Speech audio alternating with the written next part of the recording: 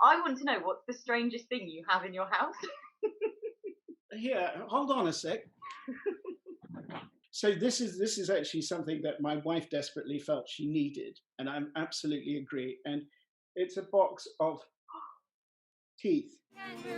This is Box of Teeth, chewing over the stories behind the books, with our guest David Mitchell.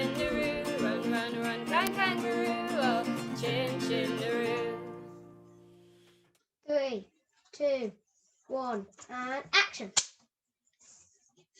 Hi, David Mitchell. Where are you talking to us from? I'm speaking to you from Clonakilty, West Cork, the Republic of Ireland. Fantastic. Well, thank you for joining us on episode 1 of Box of Teeth. Listen, your new novel, new in paperback now, Utopia Avenue, is set in the midst of the 1960s British music scene. Did you always listen to music from that era? And did you have to listen to more when you were preparing to write the book? Yes and yes. Yes, I've always listened to those sounds. It was a great decade for music, a really exciting artistic hotbed, melting pot, seething time in the history of music. And of course, going on deeper dives than I had dove before for the book was an audiophile's delight. Did you come across any lost gems that we should all know about? Yes, I did. I've got Spotify playlists. I did one off my own bat called Utopia Avenue. Then I tweeted about it and people started tweeting fantastic lost songs that I'd never heard of. So I put all of those on. They alternate female, male, female, male, female, male all the way through. So there's a nice sort of yin-yang two-stroke motor that propels you through. Explore, dive. Yeah.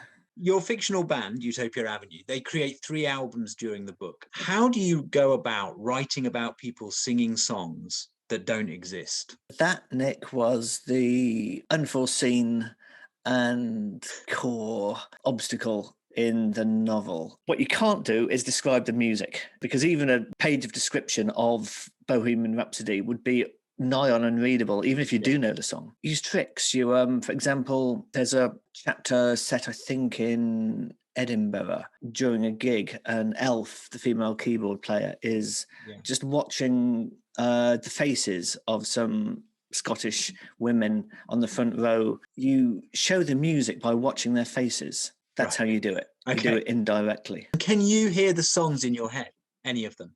I needed to. I couldn't. I'm not a songwriter. So the trick was to actually sort of float lyrics or the songs in the book onto pre-existing songs, thinking of a real song and actually writing a set of lyrics for that melody. Those are the lyrics you read in the book. The band sort of described as a psychedelic folk rock band. I just wondered if you saw parallels in their creative makeup and your own, because in the same way your writing wanders freely across genre barriers, so does their music. And was that conscious, if so? Yes, all the way. I was going to be stuck with those characters for 3 years or longer. So I'd better make a band that I was really interested in. I kind of wanted to mind meld, in Vulcan terms, those genres and make something a little bit artificial. Which is your favourite album by Utopia Avenue? Oh, wow, you so-and-so. Of course, I love all my children equally. You spend the whole of your life writing your first novel, and bands spend the whole of their recording careers writing songs for the first album, and that's why they're so good often. But then what do? You then got a 2-book deal, a 2-record deal, and you've got a deadline, and things that you spent years working on, you suddenly have to match them, excel them. Of course, they're my fantasy band. They do a good job of it, but it doesn't mean the albums are really different. And I love both, and I love the third one that was an unexpected gift from time and a car boot sale and restored tapes. I got great advice on how to restore the tape from no less a figure than Mr. Brian Eno, who gave me the exact temperature at which you need to bake old magnetic tape to ensure that you will have one reliable playthrough. He really knows his stuff. It's great. I simply can't choose, Nick. Sorry. I love all 3 albums very, very much. I won't make you. There's a book coming out next month named Long Players, which has the subtitle Writers on the Album that Shape Them. And there's very little advance information on it. But a chap called David Mitchell has apparently written. There you go. Now, a chap called David Mitchell has apparently written about Joni Mitchell on there. Now, is that you? It is me. It's not the It's not the other. Oh, We the Bad is David Mitchell. We were asked to pick one, which was hard. That's even harder than you asking me to pick my favourite Utopia Avenue album. But yeah, I went with Joni Mitchell's Blue just because of a very vivid memory. And people ask about influences quite often and who are you influenced by. Often you don't notice it until years later. Probably the younger the artist you ask, the less reliable the answer is going to be. They're surface obvious influences, but they're really not actually the ones that really, it's the ones you don't notice influencing you, really influence you. I think if you notice it, then some measure of filter and co-option kicks in. And yeah, I just sort of became aware. I sensed that Joni Mitchell's Blue had taught me stuff that I still use. And I sort of chose that in part because I wanted to explore that a little bit deeper.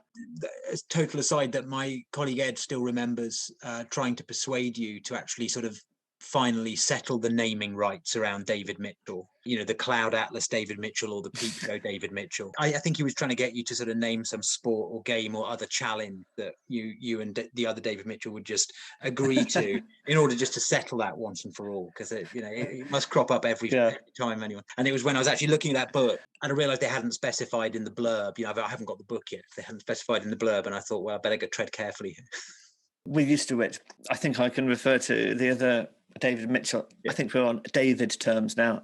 It's most entertaining when we get angry tweets. Really?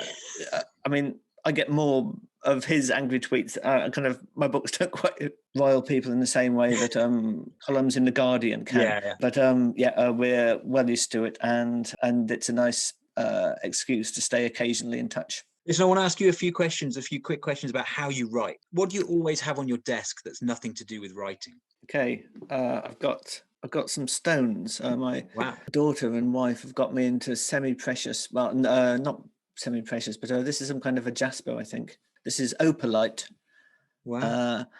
I don't particularly believe in angelic vibrations or anything, but I just kind of like having them around. And I've got a piece just over there. It's Numite. You can only get it from one place in Greenland. And it's only accessible during the summer months when the glaciers retreated. It's over half the age of the planet. You know, it's easily the oldest thing I will ever hold. And I just like that the connection they give you in with deep time.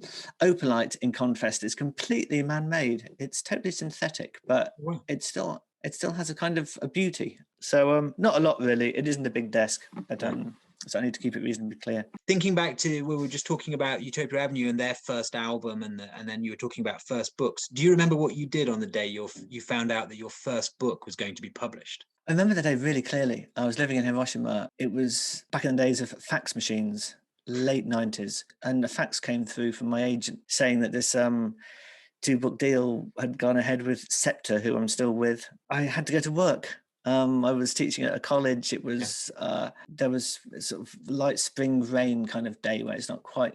Japan's got many different types of rain, and this is kind of like warm mizzle. It was a special day. I felt my life had changed, and I suppose I was right. Yeah, there's a memorable scene in Bone Clocks, memorable especially to those of us in the book trade, where Crispin Hershey, the author, attends a literature festival signing only to be out-queued significantly by another author. Putting aside signing queues, which author, living or dead, would you love to share a festival stage with? Well, I've already shared one with Kazuo Ishiguro, so that's one off the bucket list. It's not the stage I would necessarily want to share. The more I admire them, the more I'd want to be in the audience, or the more I'd like to have a meal with them. So could I sort of switch a question around to who would I like a meal with and just to talk about writing with? Now, I was saying at the beginning about how it's authors you didn't notice influencing you, actually did.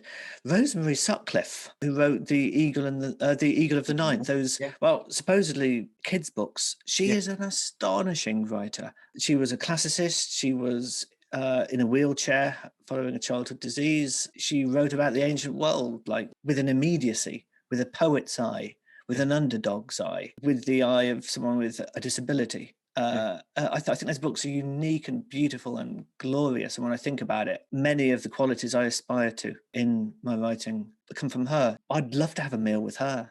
Yeah.